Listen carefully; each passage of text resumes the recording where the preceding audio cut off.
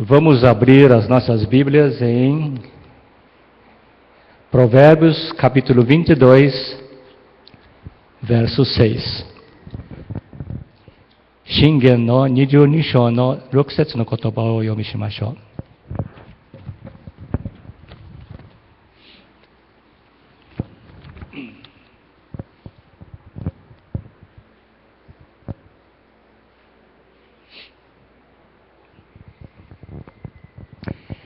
Provérbios capítulo 22, verso 6, Shingen no 22章の6節の言葉です。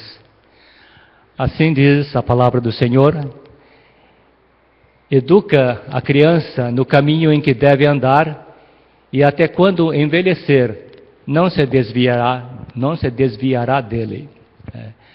A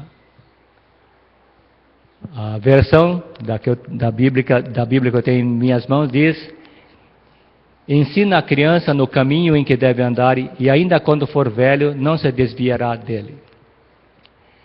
Em algumas outras versões diz: Instrua a criança segundo os objetivos que você tem para ela, e mesmo com o passar dos anos, não se desviará deles.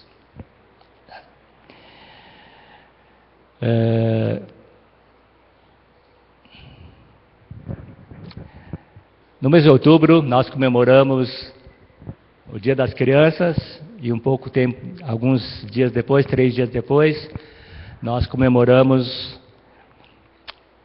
o Dia do Professor.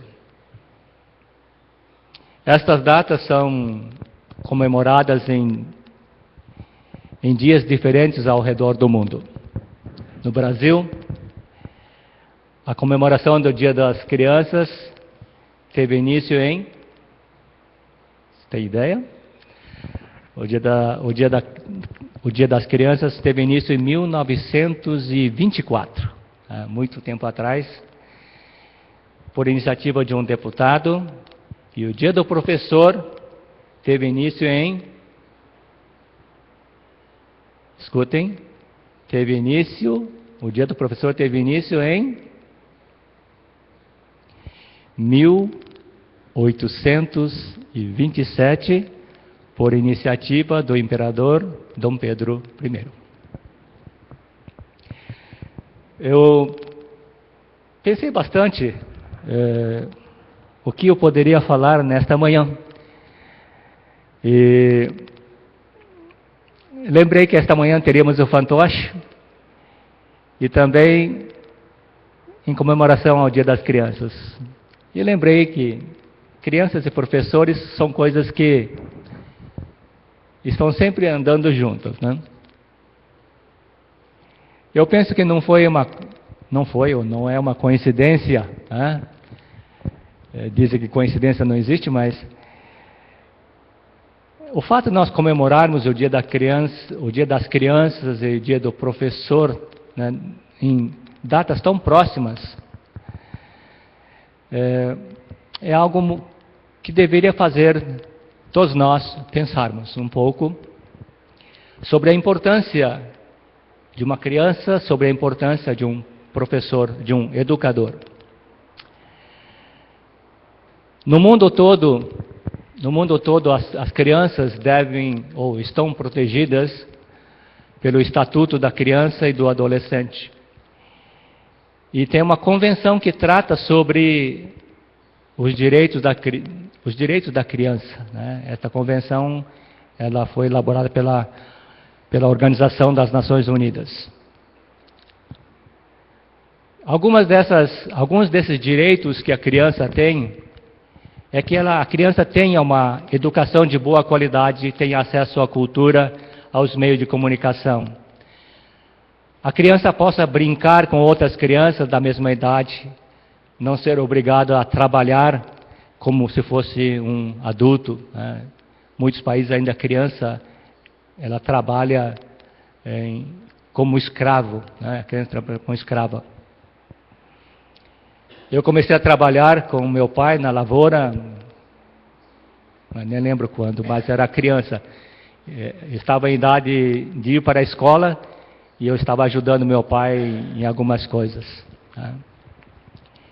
A criança tem direito a receber auxílio médico, assistência médica gratuita nos hospitais públicos, ser livre para ir e vir, a criança pode ir para onde quiser, né? Ela tem a liberdade de expressar seus sentimentos, as suas ideias, ter proteção de uma família que ame, quer seja criança natural ou adotiva.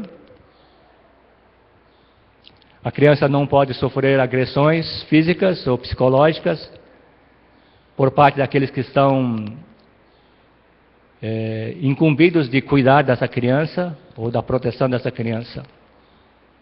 Enfim, a criança tem direito a uma vida digna, tem direito a uma vida saudável e uma vida feliz. As crianças têm seus direitos, tá? Tem seus direitos, mas também a criança tem as suas obrigações. A criança tem a obrigação de respeitar o direito das pessoas com quem ela convive. A criança tem a obrigação de estudar e se preparar para a vida adulta, quando a sociedade vai exigir uma série de responsabilidades que elas não têm enquanto crianças. As crianças têm a obrigação, o dever de respeitar as pessoas que são diferentes ou pensam diferentes. Lembrei de uma passagem que o apóstolo Paulo escreveu para a igreja de Corinto, e ele dizia o seguinte: quando eu era menino, falava como menino, sentia como menino, pensava como menino. Quando eu cheguei a ser homem, desisti das coisas próprias de menino. A sociedade moderna, o mundo moderno, é muito diferente da minha época, quando criança. No meu tempo de criança, estudar na escola, os alunos eram apenas receptores, apenas recebiam um monte de informações. Aprenda o que eu estou falando, né? Eu lembro de uma professora que ela quase me bateu com uma régua de 1 metro por 10 centímetros de largura por 1 centímetro de espessura. Se hoje acontecer isso, a professora vai ser presa. Os valores mudaram muito. Mas hoje as crianças têm à sua disposição, ferramentas, coisas que na minha época não era nem sonho. Mas as crianças têm na sua idade escolar ferramentas de pesquisa, ferramentas para compartilhar. Tem acontecido uma revolução, uma transformação muito rápida nos métodos de ensino, e já que são necessárias uma interação, um intercâmbio muito grande entre alunos e professores. Mas eu fiquei pensando, o que é que a Bíblia nos ensina sobre crianças e professores? Deus se preocupa muito. Deus tem uma preocupação, não só preocupação, mas Deus tem um carinho muito grande pelas crianças.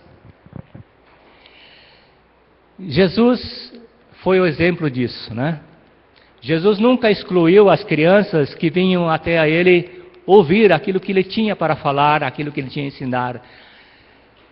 Eu imagino que Jesus gostava de estar com crianças, de abraçar as crianças, de falar alguma coisa de Deus para as crianças. E a Bíblia diz que Jesus, chamando uma criança, colocou-a no meio deles e disse: em verdade vos digo que se vocês não se converterem, se vocês não se tornarem como crianças, de modo nenhum, de modo algum, vocês podem entrar no reino de Deus, dos céus. Mas em outra ocasião Jesus disse o seguinte, está escrito o seguinte em Mateus 19, 13 e 14. Trouxeram-lhe então algumas crianças para que lhes impusesse as mãos e orasse. Mas os discípulos os repreendiam. Jesus, porém, disse: deixem vir a mim os pequeninos. Não coloquem empecilhos para eles. Deixem-lhe vir até a mim, porque deles é o reino dos céus.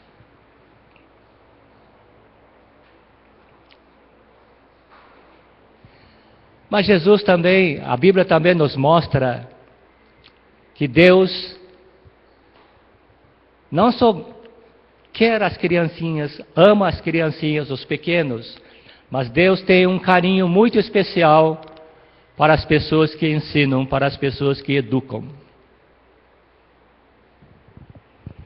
E Deus mostra nas páginas da Bíblia a importância da tarefa, a seriedade de ensinar a palavra de Deus. Vimos isso no fantoche hoje pela manhã. A Bíblia não é um livro de ciência.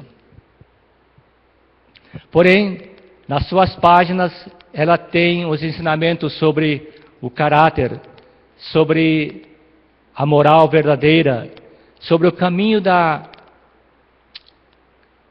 convivência harmoniosa entre os seres humanos.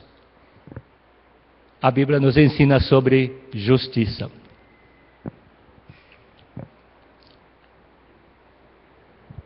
Hebreus 4, 12, 13 registra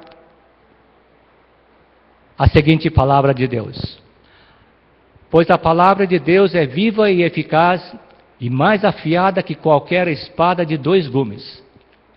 Ela penetra ao ponto de dividir alma e espírito, juntas e medulas, e julga os pensamentos e intenções do coração.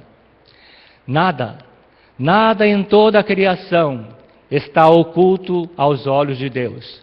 Tudo está descoberto e exposto diante dos olhos daquele a quem havemos de prestar contas.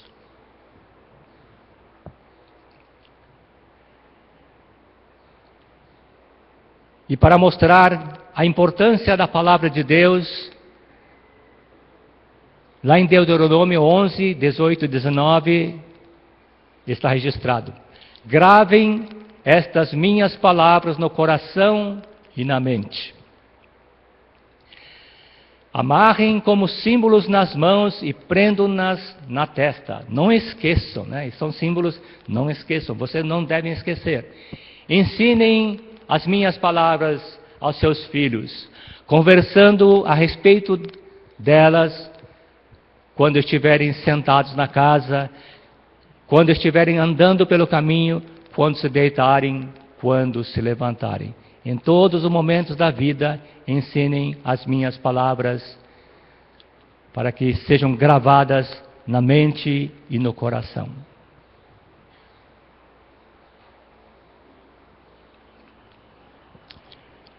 Pessoas mudam, a sociedade muda, a ciência muda, métodos de ensino mudam. E quando vemos toda essa mudança que vem acontecendo ao longo da história da humanidade, eu vejo como se fosse um trem que a gente não pode parar, um carro em alta velocidade que não tem como frear. Tudo muda e não temos como parar isso. Entretanto, a Bíblia, apesar da sua idade, mais de 2000 anos, ela continua tão moderna como foi nos dias em que ela foi escrita.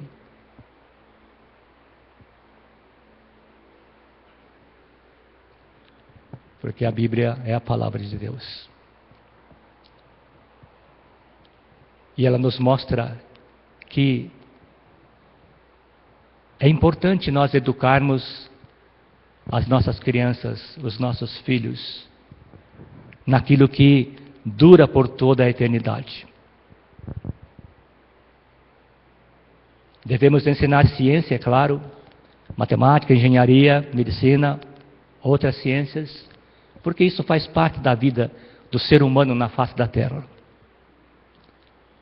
Para que ele possa contribuir para a melhoria da sociedade, para que o mundo se torne um mundo melhor. Mas tudo isso não vai adiantar se a nossa vida se resumir apenas a esta terra. Fomos criados por Deus na semelhança e imagem de Deus, e um dia deveremos prestar contas diante daquele que julga todas as coisas com perfeição, com transparência. Portanto, todos nós adultos, temos um papel importante, que é educar a criança, educar as pessoas no caminho de Deus.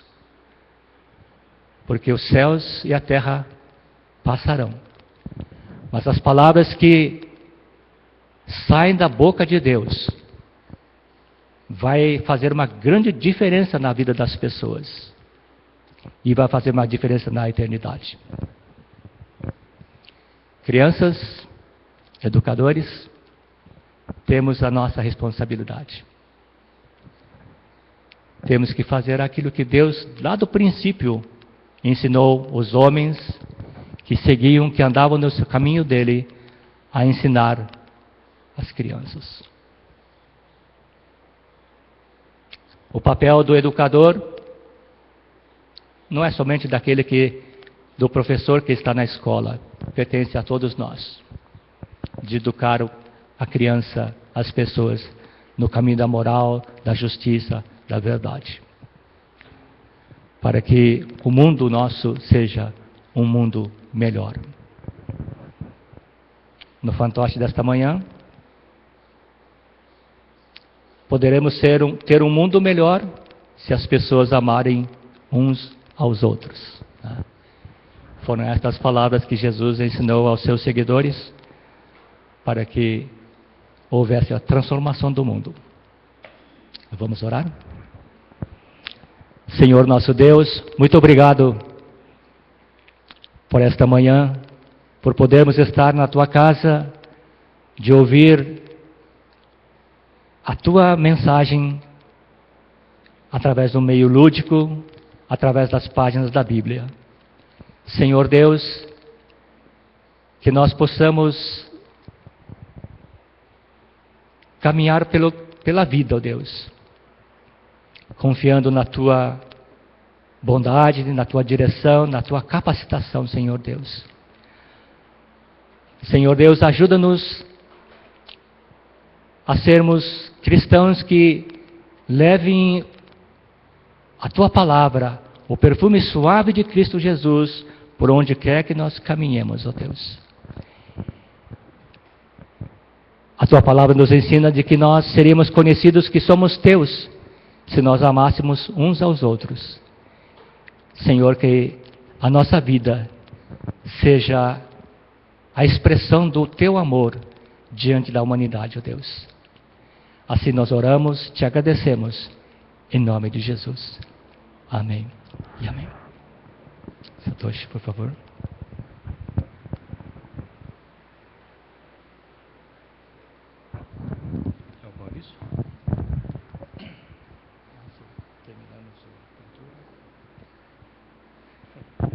Bom, só para avisar, essa etapa da reforma a gente terminou, já foi encerrada a parte da pintura, a frente aqui foi reformada, lá fora foi pintada. Agora nós vamos para o piso, né? E não lembro se tem mais alguma coisa depois. Vocês vão notar que o trabalho de pintura foi encerrado, mas tem muita sujeira por aí espalhada, né? Temos que limpar tudo isso aí. E se vocês olharem para os vidros aqui da frente, vão ver um monte de mancha de tinta, de coisas mais, né? Eu tinha pedido ao pedreiro, ao pintor, que aproveitasse os andaimes e limpassem os vidros. Você sabe qual foi a resposta que ele me deu?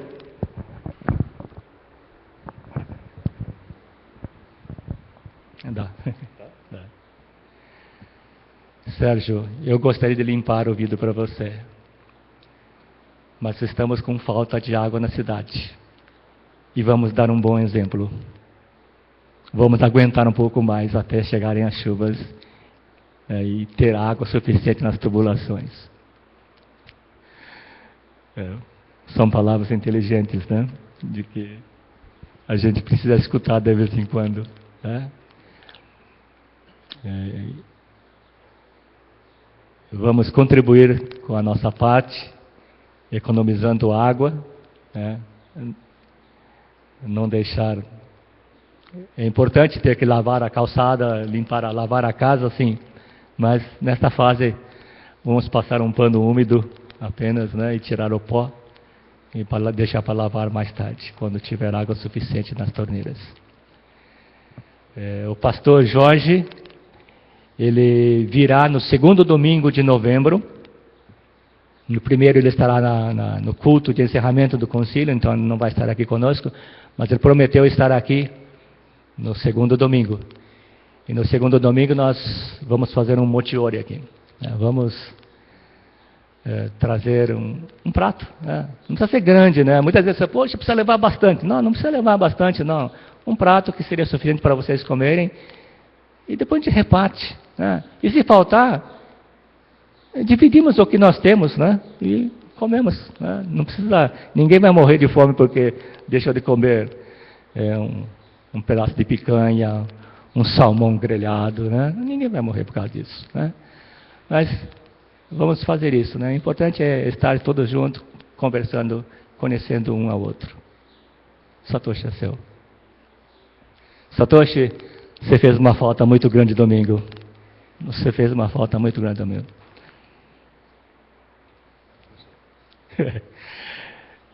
A gente não dá valor, né? A gente sempre vê o Satoshi aqui na frente, tocando, a gente é natural, ele está aqui, ele faz o papel dele. Mas faz falta. Tentamos fazer o melhor, mas queremos saber que você tem sido uma bênção na igreja. E que faz falta, né? Sabemos que você tem seus compromissos, mas gostaríamos de saber que o trabalho que você faz aqui, o seu ministério de louvor, é algo muito importante para a igreja. Gostaria de falar isso na frente de todos você conhece, né? Mas é isso, que Deus abençoe bastante a sua vida.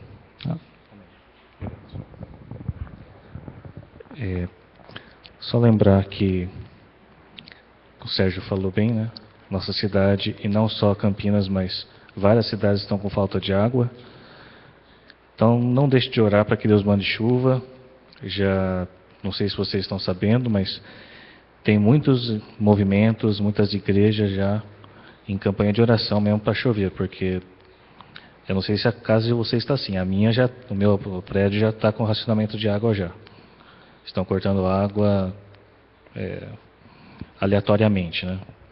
Então, um dia que falta, outro dia tem, outro dia falta. E eu sei que não é só o meu prédio, tem vários bairros de Campinas assim.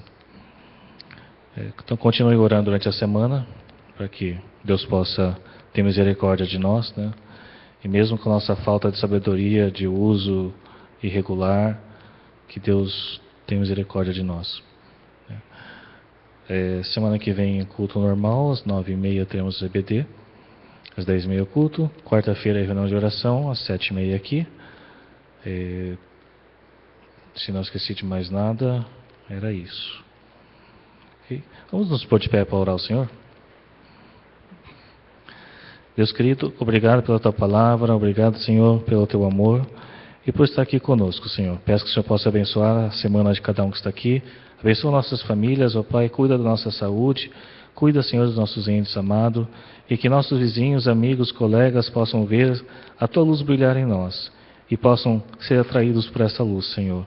Que o Senhor possa atraí-los, ó Pai querido, para o Teu amor e para a Tua salvação. Em nome do Senhor Jesus Cristo. Amém. Tenha uma boa semana. Deus te abençoe e até a semana que vem.